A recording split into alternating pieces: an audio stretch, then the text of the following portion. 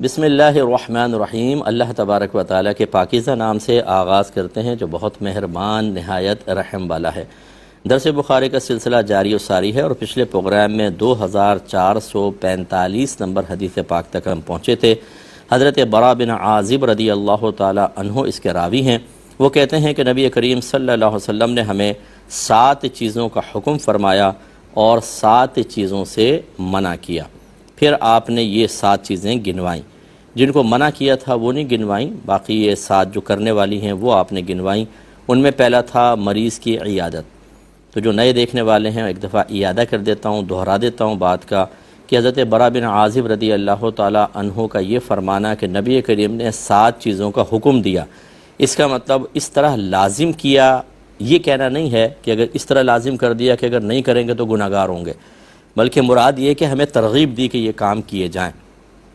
لہٰذا اسی جہت سے اس کو دیکھنا ہوگا کہ بعض چیزیں ایسی ہوتی ہیں کہ وہ نبی کریم صلی اللہ علیہ وسلم ایک حکم دے کر ہم پر لازم کرتے ہیں، اس کی مخالفت گناہ ہوتی ہے، اور بعض ایسے ہوتے ہیں کہ بظاہر حکم دے رہے ہوتے ہیں لیکن اس میں خود ہی ایک ہمیں مشورہ نظر آتا ہے کہ کر لو، بہت اچھی بات ہے، ثواب ملے گا، نہیں کیا تو کوئی گناہ نہیں۔ اب یہ عام عوام کے لیے بہت مشکل ہوتا ہے کہ وہ یہ فیصلہ کرے کہ اسلوب کلام پر غور کر کے یہ فیصلہ کر لے کہ یہاں امر وجوب کے لیے آیا ہے یا کسی اور معنی کے لیے آیا ہے۔ یہ علماء کا کام ہوتا ہے، وہ بتاتے ہیں اور دلائل باقاعدہ قائم کرتے ہیں۔ اس لیے میں گزارش کرتا ہوں کہ کوئی پوسٹ آپ کے پاس آ جائے اور اس میں لکھا ہو کہ مثلا یہ آ جائے کہ نبی کریم نے 7 چیزوں کا حکم دیا، جس میں پہلی ہے مریض کی عیادت کرنا۔ یہ میں پچھلے پروگرام میں بتا چکا ہوں کہ اگر آپ جائیں گے مریض کی عیادت کرنے تو ثواب ملے گا، نہیں جائیں گے تو آپ گناہ گار نہیں ہوں گے۔ لیکن اب اگر کوئی یہ حکم کو دیکھے بھئی نبی کریم نے حکم فرمایا تو وہ یہی کہے گا کہ اگر آپ مریض کی عادت میں نہیں گئے تو آپ گناہ گار ہوں گے، نبی کریم نے حکم دیا ہے۔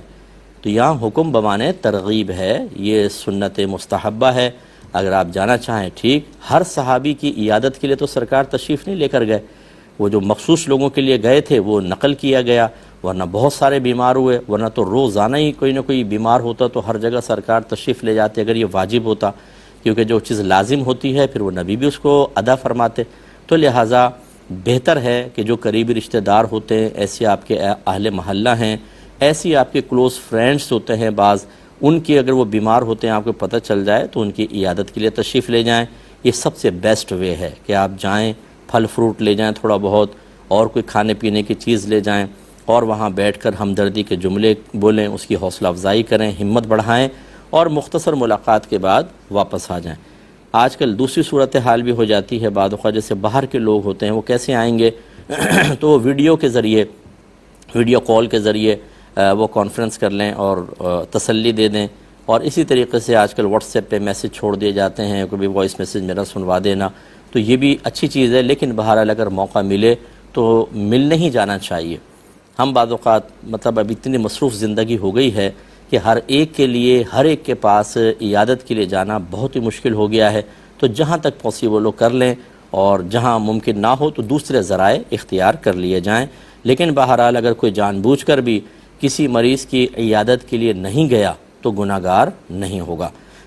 اور اس میں ویسے میں کلام کر چکا ہوں لیکن تھوڑی سی بات اور آپ کو عرض کر دیتا ہوں کہ اس میں یہ ضرور خیال کیا جائے گا کہ عیادت اسی شخص کی ہوگی کہ جو مسلمان ہو اور اس کے پاس جانے میں کوئی حرج نہ ہو۔ مثال کے طور پہ بعض بیماریاں ایسی ہوتی ہیں کہ جو مطلب وسوسہ پیدا کر دیتی ہیں، اگرچہ ہمارے نبی کریم صلی اللہ علیہ وسلم کا واضح فرمان عالی شان ہے کہ کوئی بیماری اڑ کر نہیں لگتی۔ یہ لوگ سمجھتے نہیں ہیں، بعض اوقات اعتراض کر دیتے ہیں۔ ہم یہ کہتے ہیں سائنس سے کہتی ہے کہ جراثیم اڑ کر دوسرے تک پہنچتے ہیں، اس کا انکار کرنے کی ضرورت نہیں ہے۔ اس حدیث میں اور سائنس کی تحقیق میں کوئی ٹکراؤ نہیں ہے۔ سائنس سے کہہ رہی ہے کہ جراثیم دوسرے تک پہنچ جاتے ہیں، اور نبی کریم صلی اللہ علیہ وسلم فرما رہے ہیں کوئی بیماری اڑ کر نہیں لگتی ہے۔ اس کا مطلب ہے کہ نبی کریم صلی اللہ علیہ وسلم کے فرمان عالی شان کا مطلب یہ ہے کہ اگر جراثیم کسی تک پہنچ بھی گئے اس وقت تک وہ اثر انداز نہیں ہوں گے، اس وقت تک وہ بیماری کا سبب نہیں بنیں گے جب تک اللہ نہیں چاہے گا۔ ورنہ تو اگر اڑ کے لگنی، ہر بیماری اڑ کے لگنی ہوتی اور لازم ہوتی تو پھر تو جس کو پہنچے وہ بیمار ہوتا، اور پھر یہ صحیح بات ہوتی کہ ہم یہ کہتے کہ بھئی ٹھیک ہے نبی کریم نے فرمایا، ہم نہیں مانتے اس کو۔ لیکن دونوں میں تطبیق ممکن ہے، جراثیم پہنچتے ہیں دوسرے تک لیکن وہ بیماری کا باعث اسی وقت بنیں گے جب اللہ چاہے گا، اور نہیں چاہے گا تو نہیں. یہی نبی کریم صلی اللہ علیہ وسلم کے فرمان علی شان کا مطلب ہے. لیکن بہرحال جیسے اب سرکار نے فرمایا کہ کوڑی سے دور بھاگو، ایک روایت میں ہے ایسے بھاگو جیسے شیر سے دور بھاگتے ہو. تو یہ کیوں بیان فرمایا؟ وہ اس لیے کہ وسوسے آئیں گے. کوئی بیماری اڑ کے نہیں لگتی، لیکن کوئی جائے گا تو اس کو وسوسے پیدا ہوں گے اور وہ پھر اس کی لائف نارمل نہیں رہتی ہے. آپ نے دیکھا یہ کرونا وغیرہ کے جب مسائل ہوئے، جو کسی کے پاس چلا گیا تو واپس آیا تو یار میرے سر میں پین ہو رہا ہے تھوڑا سا، کبھی سانس میں دشواری محسوس ہو رہی ہے، یعنی نفسیاتی طور پہ آدھا بیمار ہو جاتا ہے آدمی. تو ایسے مریضوں کی قریب جا کر عیادت نہ کریں، ان سے وہی فون کال پہ کر لیں، یا وہی بڑی احتیاط کے ساتھ گلوز پہن کے، ماسک پہن کر، اور جو اگر آپ آئی سی یو وغیرہ میں جا رہے ہیں تو پھر اس کا سیفٹی جو لباس ہوتا ہے وہ پہن کر آپ جائیں گے پھر ٹھیک ہے، ورنہ نہ بھی جائیں تو اس کی گنجائش نکلتی ہے. اسی طریقے سے اگر کوئی برا آدمی ہے، فاسق و فاجر ہے، وہ بدنام زمانہ ہے، ایسے لوگوں سے تو دور بھاگیں. ہاں اس میں اگر کوئی معظم دینی جاتا ہے کہ چلو ایسے وقت میں انسان نرم ہو جاتا ہے، اس کا دل نرم ہو جاتا ہے، اس کو خوف پیدا ہو جاتا ہے موت کا، یہ وہ وقت ہے کہ اس کے پاس جا کر اسے ہدایت دی جائے، اس کو دین کی طرف بلایا جائے. پھر بیسٹ ہے وہ چلا جائے اور جا کے پیار محبت سے سمجھائے کہ جو تم نے کیا، تم نے دیکھا کہ اللہ تعالیٰ جب گرفت پر آتا ہے تمہاری طاقت کہاں گئی، تمہارا زور کہاں گیا، آج تم بے بس بستر پہ پڑے ہو. تو پھر جب قبر میں جاؤ گے تو اس وقت کی بے بسی کو یاد کرو، چھوڑ دو گناہ، چھوڑ دو دیگر چیزیں. تو یہ ہو سکتا ہے کہ آپ کی یہ ہدایت اس کے دل پہ اثر کر جائے. لیکن جو عام آدمی جو ہدایت پر قادر نہیں ہے، بلکہ اگر اس کے پاس سے ہو کر آئے گا تو سارے انگلیاں اٹھائیں گے کہ تم اس برے آدمی کے پاس گئے تھے، تو پھر اپنی عزت کے بچاؤ کے لیے نہ جانا ہی بہتر ہے. اسی طریقے سے محرم اور نامحرم کا بھی فرق کرنا ہوگا. مرد کو عورت کی عیادت کی اجازت نہیں ہوتی، نہ عورت مرد کی عیادت کرے گی. ہاں لیکن بعض اوقات ایسا ہوتا ہے کہ خاندانی معاملات اتنے نازک ہو جاتے ہیں، جیسے بیٹی کا سسر بیمار ہو گیا تو اب بچی کی والدہ بھی اور والد صاحب دونوں چلے گئے وہاں پر، تو وہ باپردہ رہ کر پھر ایسے موقع پر کہ جب ایسی صورتحال ہو کہ جانا ضروری ہو تو پھر جا سکتے ہیں اور عیادت کر سکتے ہیں، لیکن عورت اس وقت پردے میں رہے. لیکن ایک ہوتا ہے کہ کسی نامحرم مرد کی اکیلی عورت جا کے عیادت کر رہی ہے، یہ شریعت منع کرے گی. بعض اوقات حالات اور خاندانی جو معاملات کی ریکوائرمنٹ ہے وہ ایسی ہوتی ہے کہ کرنا پڑتا ہے، وہاں پہ گنجائش نکلے گی. ایسے ہی یہ مسلمان کا حق ہے، کافر کا نہیں ہے. لیکن اگر آپ یہ سمجھتے ہیں کہ کافر کی عیادت کسی طریقے سے بھی اسلام کے لیے، مسلمان کے لیے یا خود آپ کے فیوچر کے لیے بہتر ہے تو وقتی طور پہ آپ جا سکتے ہیں. جیسے فرض کر لیں باہر کے ملک میں آپ کے کمپنی کا باس جو ہے وہ بیمار ہو گیا تو آپ چلے گئے پھول کا گلدستہ وغیرہ لے کر کہ چلو اس کو ایک اسلام کے بارے میں اس کو پتہ چلے بھئی اسلام اس کی تعلیم دیتا ہے، تو ہو سکتا ہے وہ اسلام کے قریب آئے، وہ مسلمانوں کو اچھا سمجھے. کم از کم اگر اس کے دل میں فرض کر لیں کسی بھی جہت سے اسلام یا مسلمانوں کے لیے کوئی نفرت کا پہلو ہے تو وہ نکل جائے گا، وہ ختم ہو جائے گا، صاف دل ہو جائے گا اور پاسبل ہے کہ وہ آپ کی طرف مائل ہو. تو اس طرح بعض اوقات کافر کی جو عیادت ہے وہ بھی بہتر رہتی ہے. اسی طرح اگر کوئی ایسا ہے کہ نہیں جائیں گے تو آپ کو یقین ہے کہ وہ ہو سکتا ہے غصے ہو، اس کو فیل کرے اور پھر آپ کے لیے ترقی کے چانسز ختم کر دے، تو اپنے آپ کو نقصان سے بچانے کے لیے بھی آپ جا سکتے ہیں.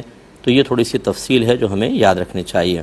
دوسری چیز بتائی تھی جنازوں کے ساتھ جانے کے بارے میں کہ اس کی چونکہ سخت تلقینات آئی ہیں تو اس لیے فرض کفایہ بیان کیا گیا ہے کہ بھئی اگر کچھ لوگوں کو پہ تو لازم ہے کہ مسلمان کے جنازے میں شرکت کریں، لیکن اگر سارے نہیں کرتے تو کوئی بات نہیں. اور یہ دیکھیں کہ یہ حکم بہت بیسٹ ہے کہ اگر یہ اب جیسے حدیث میں ہے 7 چیزوں کا حکم دیا جنازے میں جانے کا حکم، تو اس کا مطلب تو یہ ہے کہ پھر جس محلے والوں کو جس کو پتہ ہے ساروں کا جانا واجب ہوتا. سب کا جانا واجب نہیں ہے، کچھ لوگ چلے گئے تو باقی سب بریء ذمہ ہوتے ہیں. اور اس میں بھی وہی تفصیل ہوتی ہے کہ ایک تو کافر کے جنازے میں ہمیں شرکت کی اجازت نہیں ہے، یاد رکھیں. اگر کوئی کافر فوت ہوتا ہے اس کے لیے دعا نہیں کریں گے. جس نے اس کے لیے رحمت کی دعا کی، مغفرت کی دعا کی، آخرت کے امن کی دعا کی، ایسا شخص دائرہ اسلام سے باہر ہو جائے گا. وجہ اس کی یہ ہے کہ اللہ تعالیٰ نے صراحتاً قرآن میں کئی مقامات پہ بیان فرمایا کہ جو کافر ہو اور اسی حالت میں مر جائے وہ کبھی نہیں بخشا جائے گا، وہ ہمیشہ ہمیشہ جہنم میں جائے گا. تو اب اگر آپ اس کی مغفرت کی دعا کریں گے، اس کے لیے رحمت کی دعا کر رہے ہیں، تو اصل میں آپ کو ان تمام آیات کے حق اور سچ ہونے میں شبہ ہے. ورنہ آپ کبھی نہ کرتے۔ تو یہ اس وجہ سے کہ آپ نے قرآن میں شک کیا اسلام سے باہر ہو جائیں گے، اس لیے یہ تو نہیں کریں گے۔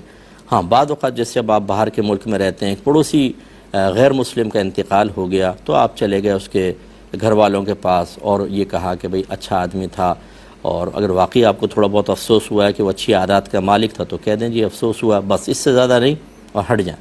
لیکن جنازے میں شرکت نہیں کر سکتے ہیں، یاد رکھیں، کیونکہ غیر مسلم کے جنازے پر اللہ تبارک و تعالیٰ کی طرف سے لعنت کا نزول ہوتا ہے، اور اس کو عذاب وہیں شروع ہو جاتا ہے، اور وہ کہتا ہے کہ بس جلدی مجھے پہنچا دو اپنے۔ اور سرکار نے فرمایا کہ یہ تو گناہگار اور اس کے لیے ہے کہ گناہگار کے جنازے کو تیزی سے اپنے کندھوں سے اتارو، اور یہاں کافر ہے تو اس کے جنازے میں شرکت کی اجازت نہیں، نہ آپ قبرستان جائیں، کیونکہ ان قبور میں عذاب ہو رہا ہوتا ہے اور مسلسل عذاب کے فرشتے نازل ہو رہے ہوتے ہیں اور اللہ کی لعنتیں برس رہی ہوتی ہیں۔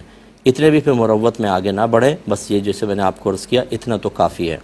اسی طریقے سے اگر کوئی برے افعال میں معروف ہوتا ہے، اعلانیہ شراب پینے والا، بڑا بدماش قسم کا آدمی، غلط قسم کے کاموں کے اندر مشغول تھا، تو جو دیندار طبقہ ہے انہیں ایسے کے جنازے میں شرکت سے منع کیا گیا ہے، کیونکہ اگر آپ جائیں گے اور مجمع کثیر کریں گے تو جو دیگر گناہگار ہیں وہ کہیں گے یار اس کو کیا فرق پڑا، دیکھو نا کتنے بڑے بڑے لوگ اس کے جنازے میں شرکت کر رہے تھے، تو پھر ہم بھی کریں، یعنی ان کے نگاہوں میں گناہ بڑے معمولی سے ہو جائیں گے۔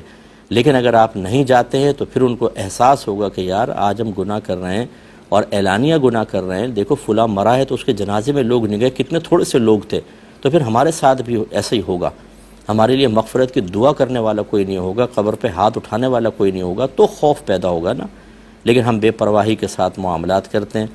تو معظم دینی جس کو ہم کہتے ہیں کہ جو دینی علامت ہے، عالم ہیں، مفتی ہیں، کوئی بڑے شیخ کامل ہیں، حتیٰ کہ نعت خوان ہیں، اسی طریقے سے اور قاری حضرات ہیں جو معروف ہیں، یا داڑھی والے کر لیں، تو اس قسم کے پھر جنازے میں ان کو شرکت سے رک جانا واجب ہوتا ہے۔ بلکہ اسی طریقے سے اگر کوئی شخص ایسا ہے کہ جو اسلام کے بنیادی عقائد کا انکار کرتا ہے، اللہ تعالیٰ کا انکار، رسول کریم صلی اللہ علیہ وسلم کے ساتھ معاملات خراب کرتا ہے، قرآن کے بارے میں اور دیگر چیزیں جس کو ہم کہتے ہیں کہ جو بد مذہب ہے، صحیح العقیدہ نہ ہو، اس کے جنازے کو بھی اوائڈ کرنے کا حکم ہے۔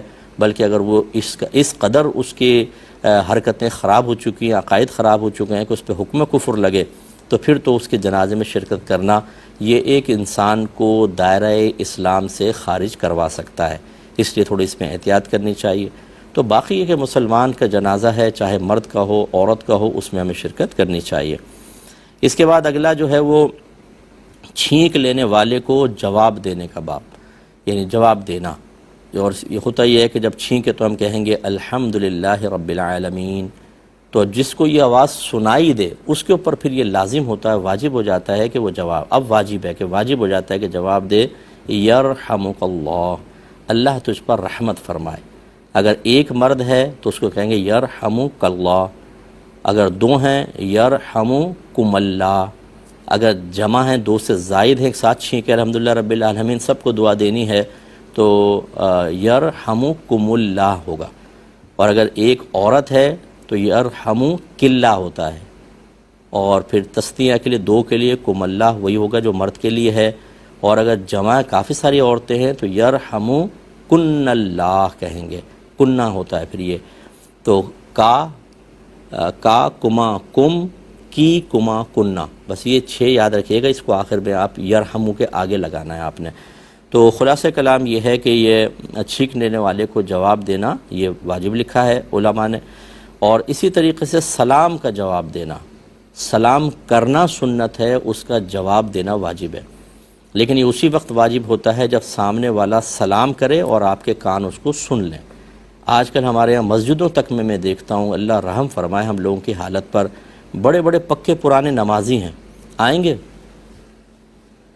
بھائی منہ سے بول دو یار السلام علیکم، اچھا آپ سلام کر لیں تو اتنی بھاری جو آپ نے 1.5 من کی گردن ہلا دی، چھٹانک بھر کے زبان ہلاتے، واجب ادا ہو جاتا، اب واجب بھی ادا نہیں کرتے، گناہگار ہوتے ہیں۔ اسی طرح بچوں کو وہ کہتے ہیں السلام علیکم، جیتے رہو بیٹا جیتے رہو، جیتے رہو کوئی جواب نہیں ہے، وعلیکم السلام ہمارے مذہب نے بتایا کہ یہ آپ کو جواب دینا چاہیے۔ ٹھیک ہے نا. ہاں اگر اور نامحرم عورت کوئی سلام کرتی ہے تو آہستگی سے جواب دیں کہ بس اپنے تک رہے. اسی طرح کوئی عورت کو سلام کر دیتا ہے فرض کر لیں تو وہ آہستگی سے جواب دے تاکہ اس کی آواز دور تک نہ پہنچے. لیکن بعض اوقات ایسی شرعی مجبوری ہوتی ہے، جیسے ہم ایک پروگرام کر رہے ہوتے ہیں، کوئی کالر آ جاتے ہیں، خاتون ہی ہوتی ہیں، وہ السلام علیکم کہتی ہیں. اب اس میں مجبوری ہوتی ہے کتنے بھی آہستہ بول لیں، وہ مائک لگا ہوتا ہے، سب تک پہنچے گی آواز. اور یہاں ایک مجبوری یہ ہوتی ہے کہ نامحرم کسی بہن کا ہم سلام کا جواب دے رہے ہیں، اگر نہ دیں تو سننے والوں کو مسئلہ معلوم نہیں ہوتا، وہ الٹے عالم سے بدگمان ہو جائیں گے کہ دیکھیں جی سلام کیا جواب تک نہیں دیا، اب ان کو سنبھالو. تو یہ بھی بڑی مشکل ہوتی ہے ہماری. تو اس لیے خلاصہ کلام یہ ہے کہ سلام کا جواب، اگر آپ کو سلام سنائی دیا تو جواب دینا واجب ہے، اتنا کہ اس سامنے والے کے کان تک پہنچ جائے. زبان سے کہنا ہے، ٹنڈ سے نہیں کہنا ہے. اس کے علاوہ بعض صورتیں ایسی ہیں کہ سلام کرنا ہی خلاف سنت ہو جاتا ہے، اور جب خلاف سنت ہے تو جواب دینا واجب نہیں ہوگا. مثال کے طور پہ کوئی کھانا کھا رہا ہے، کھانے والے کو سلام نہیں کرتے. کوئی قرآن پاک پڑھ رہا ہے، ذکر الہی میں مشغول ہے، نہیں کریں گے. اس طرح کوئی واش روم میں بیٹھا ہوا ہے، کوئی نہا رہا ہے، اب آپ باہر سے السلام علیکم چاچا، بھائی کیوں آپ کہہ رہے ہیں؟ وہ بیچارہ اس حالت میں کہ جواب ہی نہیں دے سکتا. تو اب سلام کرنا خلاف سنت ہے، جواب دینا واجب نہیں ہے. اور ایسے ہی یہ بھی ایک بڑا مسئلہ ہے، مسجد میں داخل ہوں گے، لوگ نماز کے انتظار میں بیٹھے ہیں، جماعت ہونے والی ہے، تھوڑی دیر بعد السلام علیکم زور سے بول کے چلے جائیں گے. حالانکہ جب لوگ نماز کے انتظار میں بیٹھے ہوں تو نبی کریم صلی اللہ علیہ وسلم نے ارشاد فرمایا کہ جو نماز کے انتظار میں ہے وہ نماز میں ہے. مراد یہ ہے کہ جو نماز کے انتظار میں بیٹھے گا اس کو نماز کا سا ثواب ملے گا. اس حدیث کے ظاہر کا اعتبار کرتے ہوئے علماء نے منع کیا کہ جو نماز کے انتظار میں بیٹھے ہیں انہیں سلام کرنا خلاف سنت ہے، وہ گویا کہ نماز میں ہے. اب جیسے آپ نمازی کو سلام کریں، کوئی کہے گا بھائی کیا کر رہے ہو، نماز پڑھ رہا تم سلام کر رہے ہو، تو ان کو بھی سلام نہیں کر سکتے، اس کا خیال کریں. اور یہ کر رہے ہوتے ہیں، سلام کا جواب نہ دے تو ناراض ہوتے ہیں، بھئی ہم نے سلام کے جواب بھی نہیں دیا. تو یہ سمجھیں اس کو. اللہ تعالی ہمیں عمل کی توفیق عطا فرمائے. انشاءاللہ نیکسٹ پروگرام میں ملاقات ہوگی. وآخر دعوانا ان الحمدللہ رب العالمین.